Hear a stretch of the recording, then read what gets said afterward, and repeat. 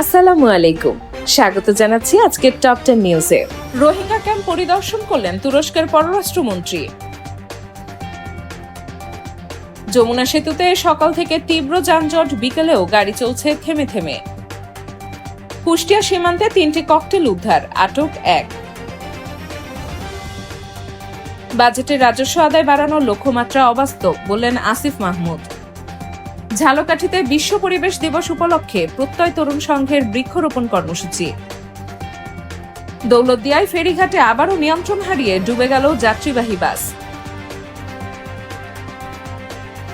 মাদকমুক্ত সমাজ গঠনে চরকাটারি সবুজ সেনা অ্যালুমনাই অ্যাসোসিয়েশনের ব্যতিক্রমী উদ্যোগ।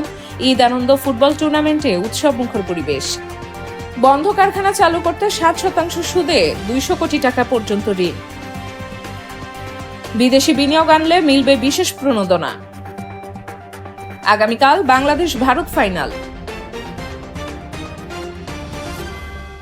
এরকম আরো নিউজ আপডেট পেতে ফলো করুন আমাদের ফেসবুক পেজ দেশের প্রত্যয়। আল্লাহ হাফেজ।